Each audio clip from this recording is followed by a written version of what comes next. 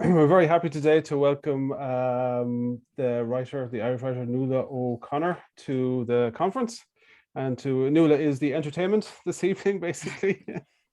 Yes, and it was our idea basically to get to commission a piece of short fiction which would react to the idea of digital interculturality, which is an idea that we're developing, and which is sort of was central to the conference. Before Nuala reads her wonderful piece of short fiction, just to introduce Nuala, Nuala O'Connor is also known as Nuala Ní Chruthóir, and also wrote under the name Nuala Ní Chruthóir, and was from Dublin, but is based in County Galway in the west of Ireland. Nuala started and gained prominence as a poet in both the Irish and English language, but chiefly in English. But Nuala is definitely somebody who has written bilingually, and I would say maybe bilingualism sort of informs a lot of what she does, definitely language and preoccupations with language. Nuala, after being a poet and a very successful and well-known poet, gained a reputation then as a short story writer as well, and has written 6 volumes of short stories, including, for example, the short story volume Joyride to Jupiter. Nuala is also a novelist and has published 5 novels, including 3 historical novels based upon real-life characters. So, for example, the novel Miss Emily, which is based on the American poet Emily Dickinson. Then also the novel Becoming Belle, which was based on the English music hall entertainer Isabel Belton, who later became an aristocrat in Ireland. And lately, Nuala has also produced a novel called Nora, which is based on the life of Nora Barnacle, the partner and muse to James Joyce. And this has definitely been, I think, Nuala's most successful novel to date. And Nora has also been already translated into German, and you can buy it in German. Came out with the Surkamp Insel Verlag, and it's called Nora Joyce und die Liebe zu den Büchern. Definitely the female narrative voice has been central to Nuala's work, which is something that I suppose that we'll talk about later. Last but not least, Nuala is also a very celebrated exponent of flash fiction, which I understand is very short stories. And she's also the editor of the bilingual journal Splunk, an online flash fiction journal set up in January 2019 by a group of flash writers and editors in Ireland, which is free and open to read, as I understand. Yes, and now Nuala is going to read her specially commissioned piece of short fiction, which is called Of Wineapples and Acorns. And as I understand it, there should also be a link to the text in the chat now as well. So over to you, Nuala, and we're very glad that you're here, and we're really looking forward to listening to your story. Thanks a million. Hi, everybody. Hi, Fergal. It's great to see you all, and thank you for coming along. Yeah, so this is the story of Wineapples and Acorns. I follow Callista because of the photograph of a pomegranate tree that she tweets. I zoom in, realizing I haven't known how or where the fruit grow. The pomegranates are blushed and golden on the branches, topped with tiny crowns. Wine apples, I whisper to the screen. I'm brought back to myself as a child, peering at strange fruit on a cart in Dublin school. The fruit seller calls them wine apples and splits one open, seducing me with the seed rubies that belch from its heart. Sharp and gritty in my mouth, I love the seed's alien nature and the heft of the sundered carapace in my hands. This is exotica, this is beauty, this is the elsewhere I crave. Gorgeous, I respond to Callista's tweeted photo. She replies instantly, this tree grows beside my house. And I imagine a place of whitewashed walls and a blue door, the sea beyond. Show me an Irish tree, she types. I take my mobile phone, run to the balcony and snap the crenulated, just starting to turn leaves of my only potted plant. Oak, I tell Callista. Very nice. And the fruits, what do you call them? Acorns, I reply. They're not for eating. Yes, We call them Velanidia, she types, and I hop to Google Translate, listen, and say Velanidia. We talk about the pomegranate's calyx and the acorn's cupule, how pretty they are, how perfect and essential. We talk about Greek sunshine and Irish drizzle. We move to DMs and Callista tells me she has fallen out of love with her husband. I tell her I have been single for 2 years and 8 months and that my father has dementia. She says she loves Greece, but she needs to find freshness, locate peace. I say I dislike the Western city I'm in and its eternal energetic clamor. I sit on my bed at late hours, crack open my laptop like the cleaving of a pomegranate. The screen in my last stop always is Twitter to see if Callista is there. She has not posted in 3 hours. She has not posted in 21 hours. Has she gone? The city without hums and hurries, screeches, slows, and restarts. I sleep. I turn over and my eyes flick open. The red light of my phone, charging by my head, is bright as a ruby. I lift my mobile and go straight to Twitter. The numeral 1 hovers over the message icon and I quicken as I tap on it. Callista. She tells me she's flying to Ireland. She tells me that my oak needs solid ground, a rooting place, and that I do too. I'm open to you, she says. I send her back words from a poem. The end cracks open with the beginning, rosy, tender, glittering within the fissure. I knew you would understand, Callista types back.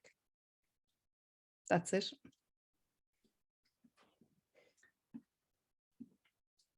Thank you, Nuala. Thank you so much. It's I also want to welcome you, and thank you. It is such an honor and a pleasure to have you with us and to hear you read this piece of flash fiction. By the way, if anyone has questions, please feel free to write them in the chat. I found your piece very moving and inspiring. And I would like to ask you about inspiration. Greece plays a central part in the story and is contrasted to rainy Ireland. Do you have direct experience of Greece, and why did you choose Greece here? I suppose the first answer is yes.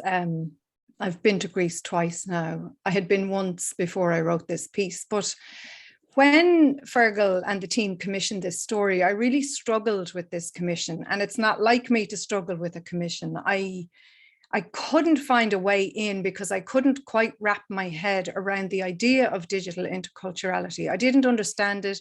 I kept reading and rereading the documents Fergal had sent, and I was coming at the fiction from sort of more overt angles, maybe. The idea, I started to write a piece where there was a man in Syria and a woman in Ireland, but I felt like the piece was too mechanical. It wasn't enough like my own fiction or enough like me to lift off the page. And so it just read as something really clunky and obvious, and I didn't like it, basically.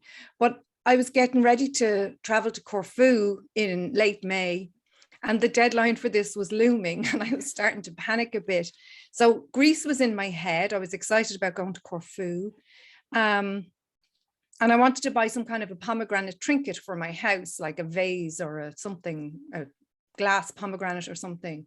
So I had this image in my head of the pomegranate that I was getting excited about. I'd seen pomegranates growing in Greece, and I thought they were just so interesting. And it reminded me of my only childhood experience of pomegranates. So that part of the story is autobiographical, where there's a fruit seller outside the school and they show me a pomegranate. I'm totally fascinated as a child. So I have the image then of the pomegranate. It's an image I have used in my work before. I wrote a poem called The Juno Charm years and years ago. I was having trouble getting pregnant, and Juno is the goddess of fertility and marriage. And I wrote this poem for my husband in an attempt to charm a pregnancy into being, apart from biology, charm it into being. So it's an image that I enjoy and I had used. So I had the pomegranate in my mind, and often stories for me, they do grow from an image. And my husband had recently bought me an oak tree, and I'm very attached to this little oak tree, which is in a pot, and I tend it and I look at it every day. So there I have another image. I have my oak leaf and my acorns or whatever. And I like to create a flash fiction in one sitting. So similar to the way I would write a poem, I like to begin and end in the same sitting. So I had these two images, and I had the idea of digital interculturality, so connection, the meeting of cultures, the idea of nature was in my head. And so suddenly I have things swirling, and the hope rises in me. It's sort of like a feeling of sap going through a tree. So when I was writing about the Syrian man and the Irish woman, the sap wasn't rising. But now I had these images, I had this connection. I Googled pomegranate and found a D.H. Lawrence poem simply called Pomegranate. And again, I co-opted the last line that she says to Callista is taken from the D.H. Lawrence poem. And so suddenly I have material I can work with. And honestly, if I hadn't been going to Greece at the end of May, I don't know what would have happened. But this came together for me, the excitement I needed to feel about writing something, particularly a commission, because it is different doing commissioned work. That you haven't organically come by an idea, or you haven't had a flash of inspiration. It's something that you have to create. And so it creates a sort of a tension in you as a writer. Thankfully, the two images of the pomegranate and the acorn came. D.H. Lawrence, God bless him, had written a poem, and the whole thing then just, it folded out for me. But I was starting to panic, and I felt very guilty as well, because I know Fergal and I didn't want to let him down. I didn't mean to stress you either, Nuala. Yeah. I know, well, it's actually literally the first time that's ever happened to me, and it was going on so long. I was really, anyway, I got there, thanks be to goodness. And I always do get there, but it's just to get yourself into the space where you do get there. That's really fascinating to hear about this process, and it sure worked out really, really well. Twitter is also important in the story. Could you perhaps tell us about how the importance of social media for you and for your creative practice? I think it used to be much more important to me. So I set up a literary blog in 2007. I was seeing that other, especially short fiction writers I admired, had literary blogs, and I thought, I could do that. I was fascinated by how much they shared. Then, Facebook kind of started to take over from Twitter. And then, or not from Twitter, sorry, from blogs. And then Twitter became the place where I started to feel more comfortable, because I'm interested in news and politics as much as in the writing community. And the writing community on Twitter is very strong and quite sane, and particularly the flash fiction community.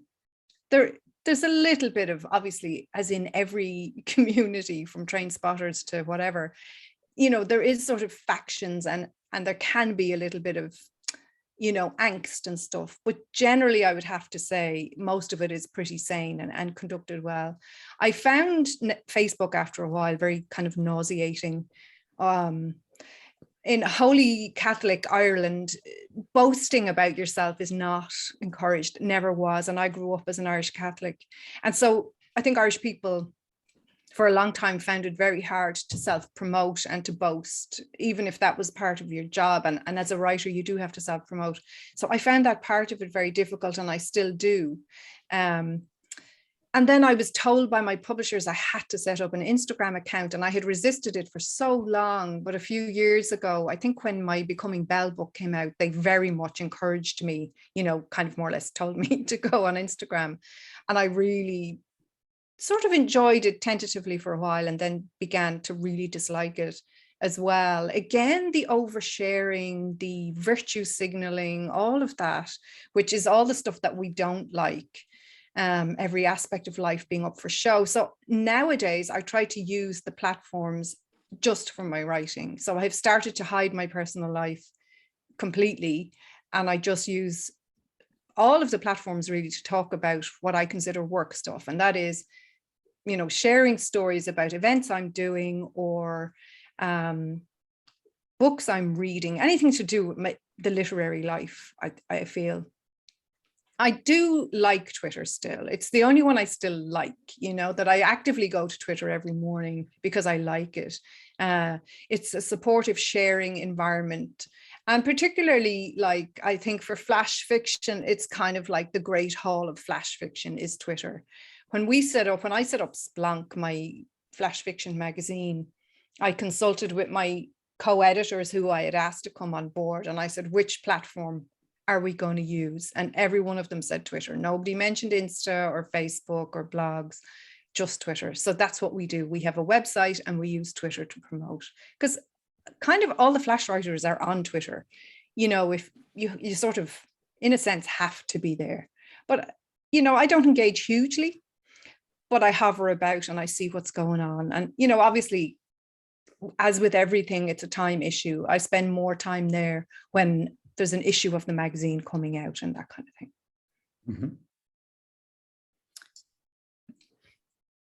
But it sounds like community, this online community is important for you. And now you're trying to limit it to your writing, but at the center of the story is a very powerful connection and then intimacy between strangers online. Can you tell us maybe if you have made meaningful relationships on social media? Absolutely. So where I live in Galway is East Galway, and it's not a place that writers or artists are naturally drawn to. There are a lot of visual artists here, but so I'm kind of isolated as a writer. I don't have a writing community where I live. I have to travel in order to tap into writing communities. So the internet has been my writing community for a long time. And I met one of my best friends online. She's in the UK. And then I keep in touch with a lot of my other friends via those platforms. So I have a lot of writer friends in the States and places like that. And it's just easier to sort of interact with them on Twitter or Insta or whatever, rather than email.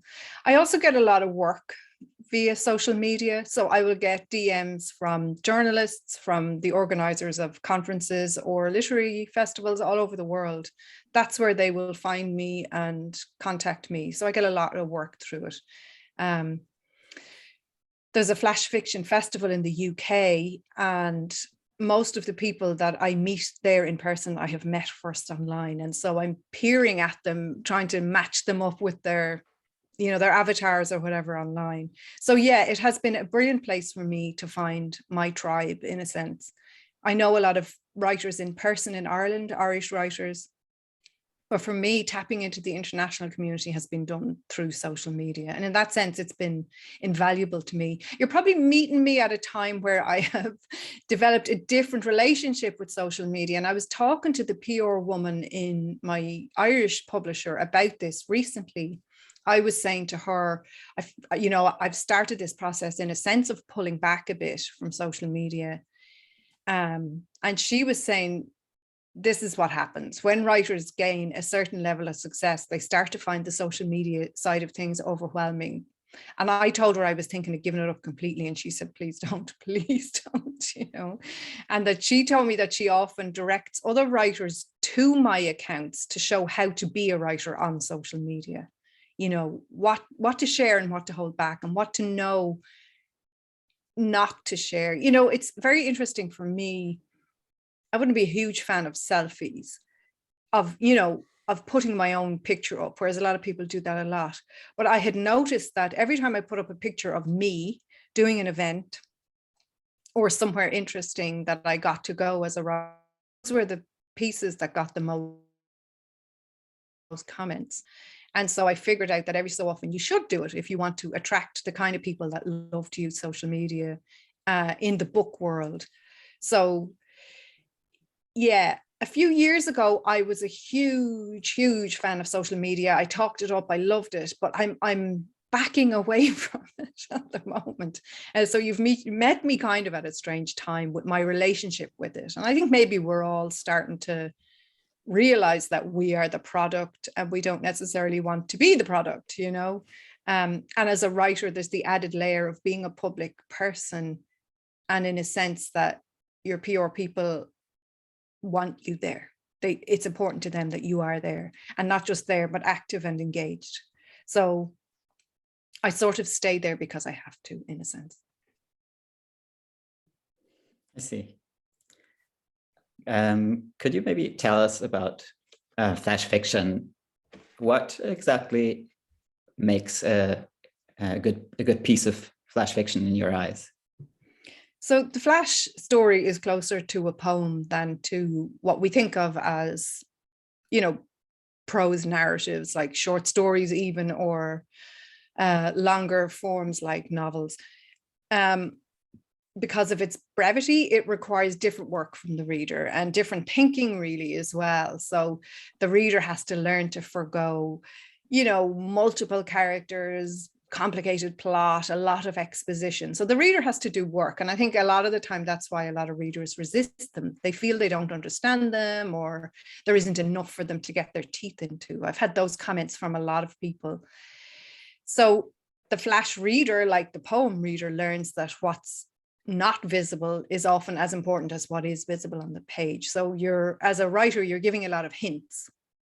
Hints are key, and the reader has to take from those hints what she or he will and run with them. So it's a very different reading experience. Also, physically on the page, you can often see the edges of a flash fiction. So the reader knows it's over soon. And so they have to kind of, I call it a drowsy swallow, meaning that what I hope the reader will do is digest the piece slowly and then digest it again, you know. So, and that's the beauty of flash. They are so short. They're easy to reread, but they also beg rereading. And I think often the riches in a flash are offered up by rereading. So reading over and over again and reading into the nuance and looking behind the words and saying, well, what is the meaning here? You know, and is the narrator a man or a woman? And, you know, those questions that the reader has for herself, and then kind of just enjoying that experience. So the reader, I suppose, the flash reader is always watching for clues. And then for the writer, it's concision, and also sort of an element of surprise, not like a gotcha or anything, but just a kind of an unusual turn maybe that the reader isn't expecting. It's a very difficult form to define, but the hallmarks, I suppose, would be profundity, so that there hopefully would be something maybe emotionally profound in the flash fiction, brevity, as I said, concision, and a feeling of completeness. You know, there's a great quote from Yeats about poetry, that the poem should end as if, I'm paraphrasing this really badly, but that the poem is like a box clicking shut. And I feel that flash has something of that same idea of when the reader gets to the end, they're not disappointed and they're not irritated. They go, okay, the box has clicked shut. I understand. And if I don't understand, I'm at least satisfied. And again, to go back and read and reread and see what else is in there to be offered up to you as a reader. Certainly describes my reading experience or listening to the story. Good. Would you describe flash fiction as a digital genre or smartphone genre? I think it can be, for sure. Its brevity, you know, makes it a great genre for that. You know, the very size of it, the sort of bite-sized nature, the fact that you can consume it easily and quickly on a small screen. There's some great challenges around flash fiction in the community that make this a reality. So there's a thing called VSS365, and the hashtag is #VSS365. VSS just stands for very short story. And it's a daily tweet-sized writing prompt, which is based on a specific daily word. So when you follow this hashtag, your feed starts to loop with these VSS stories. And so say the word for today was orchid, you suddenly see all these stories with the word orchid in it. And it's amazing how, you know, within the 280 character limit, obviously, it's amazing how people can with the same prompt, write totally different pieces. And some of them are very, very beautiful. And it's not something I've ever done. I've never done a VSS, but there are certain writers that I follow that do them. And I'll always try to comment when I've really enjoyed something, because they're putting in the effort day after day. Some of them don't work, but some of them are brilliant. So I enjoyed that one. There's another woman who makes little films out of her flash stories, and she puts them up on YouTube, and they're very, very simple, but very affecting. So you can just watch the little video of the story on the poem. And basically it's such a simple format, but it's so good. Her name is ReDICo. She's Hungarian. I was going to say Kiwi. I don't know if you're allowed to say that if you're not a Kiwi. She's Hungarian New Zealander. And she uses YouTube to share these films. And it's usually just her voice, and she has a lovely New Zealand accent.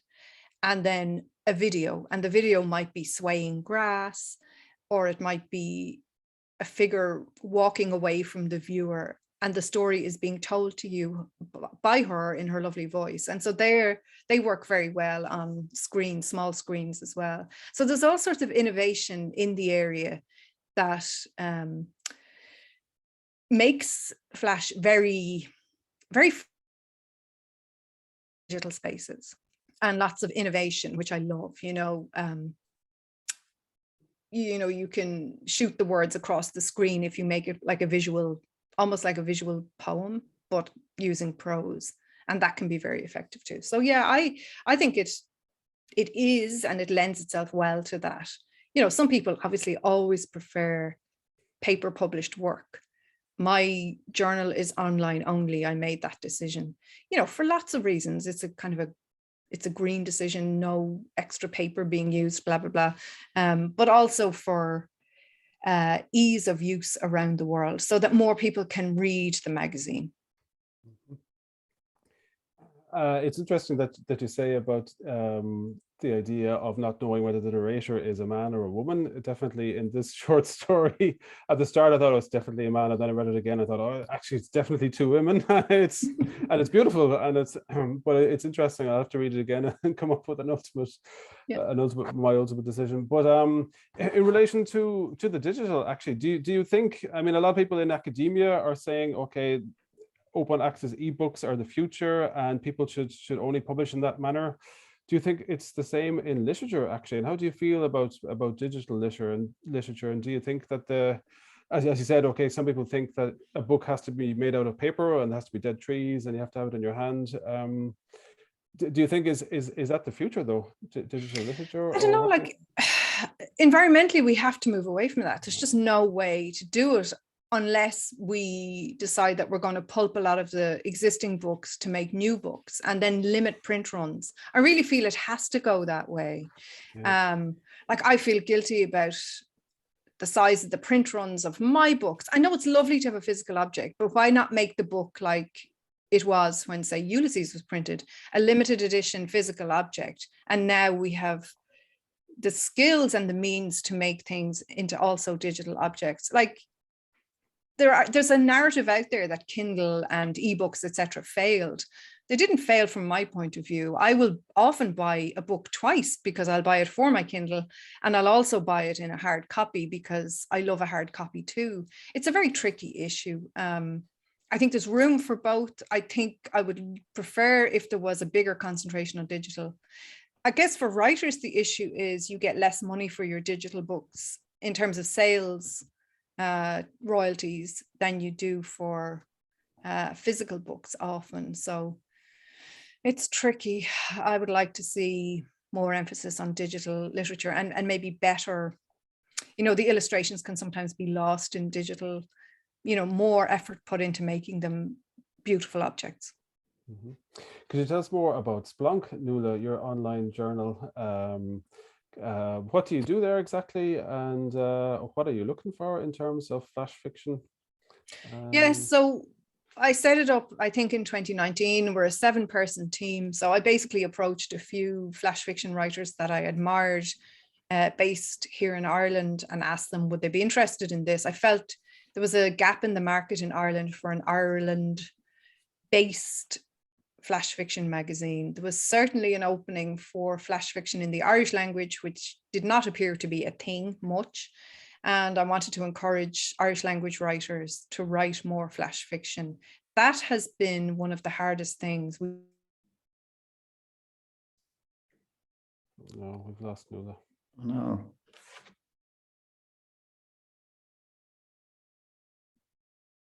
Less than, I suppose, fewer than 10 of them are in Irish. So we're all the time, we've a new Irish language editor actually, and I'm hoping with her connections, she'll be able to drag in more Irish language writers. So we have 3 strands, basically: flash fiction under 500 words, microfiction 100 words or under, and then anything in the Irish language up to 500 words, whatever people want to send in.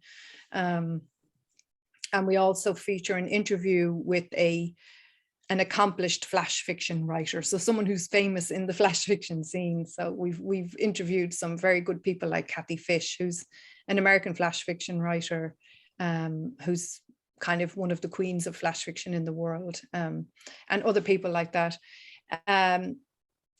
We have a visual editor as well. When I set up the magazine, aesthetics are very important to me. I like beautiful looking things. And so it was important to me that we had really good images to accompany each story. So we basically published 20 stories per issue. About 25.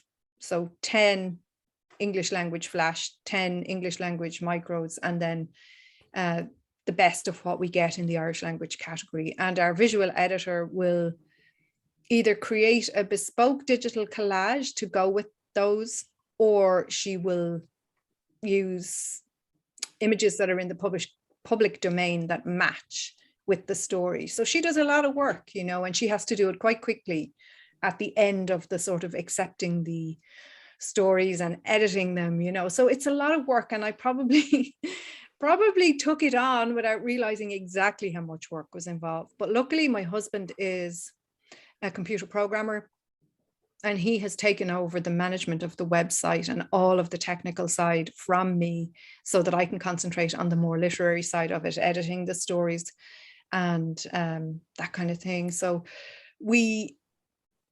some magazines, you will see in their submission guidelines that they don't want X type of thing. We take it as a given that we're not going to publish racist stories or overtly, crazily sexual stories or anything like that. So we don't put in any kind of no things in our submission guidelines, but we're very open to different types of stories. And we have quite different taste, the editorial board, but we like experimental work. We like straight work. We like language driven work. We like simplicity in language. We like futuristic, post-apocalyptic, melancholic, humorous. We're open to anything really. The only thing we don't like is cliches.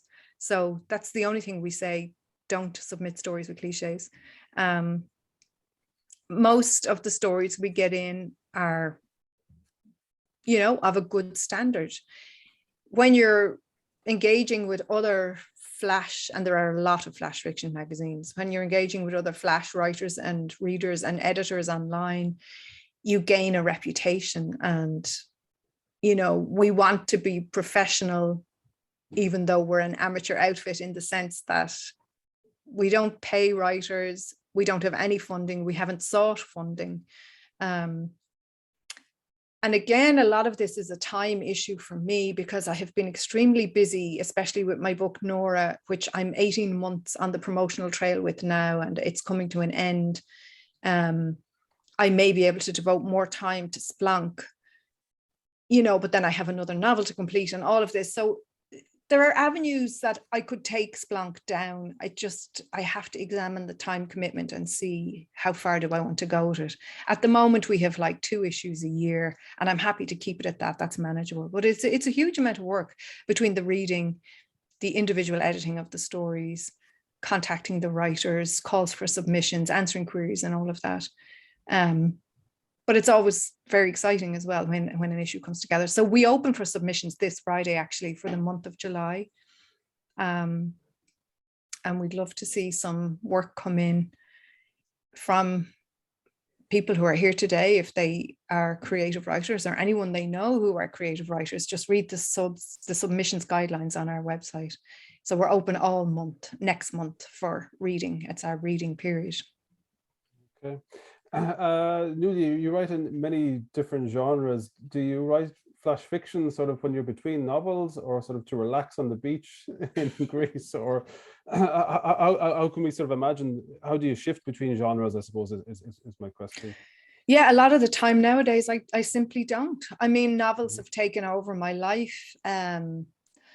I have a habit of writing novels that require vast amounts of research. And so a lot of my reading time is spent reading research for the novels. As you said, I've been writing historical novels, so I have to do an awful lot of, you know, in-person and on the ground and archive and book reading research for all of that. Sometimes the research will throw up an interesting tidbit that's not going to go in the novel, and often I'll write a flash based on that. But I find more and more as the years go on, I've less time for writing short stories, zero time practically for writing poetry, but flash fiction, I can manage the odd time. There's a monthly writing, what would you call it, session that goes on every year in November called NaNoWriMo. It's National Novel Writing Month that was set up by Americans. And now that month is also used for flash fiction. So from the 1st to the 30th of November, various people post a prompt a day to flash fiction writers, and you can join in. So there's an American writer called Nancy Stolman runs one of these, and there's another American writer who I love called Meg Pokris, and she runs a month-long NaNoWriMo flash prompt session. And so I often join them. I would not join in every day, but for a couple of years in a row, I have produced, say, 5 flash fiction out of that 30-day period. And that to me is a gold mine of just getting me into the headspace of flash, pushing me on. Also going to the flash fiction festivals can prompt me into writing flash that I never would have written otherwise. So at the moment, I'm not producing a lot because I'm too embedded in novels. I honestly would have to set aside a few months to do it. And because in a way the novels take over your life, and because in another way they are what my agent is interested in, they are what my publishers are interested in, it's kind of with them that I have to stay. I'm happy to do it though. I mean, not complaining, but I would like to write more flash. Again, it's a time issue. It's difficult to make time for everything. And also it's a switching headspace. What I do find actually with the flash is, because I write a lot of historical long form narratives, sometimes my flash narratives are set now, and it's kind of a relief or a sort of a nice little bit of juicy joy to write something contemporary rather than these historical narratives where you have to keep such close attention to language, to location, atmosphere, etc., etc. So there's a few different things going on. Basically, I would like to write more, full stop. And the irony is I'm a full-time writer, but I spend a lot of time doing events, traveling around, doing PR stuff, you know, and you have to sort of slow yourself down and portion your time out a bit better so that you don't get stuck being constantly on the road and not writing. So this year I have sort of taken the bull by the horns, and July is definitely a writing month, and half of October up to the end of December are going to be writing months for me as well. That's how I'm now having to manage my time. Okay, then I think Siobhan Brownlee has a question in the audience. Then Hannah, maybe if we go out of this mode and go in and see everybody again.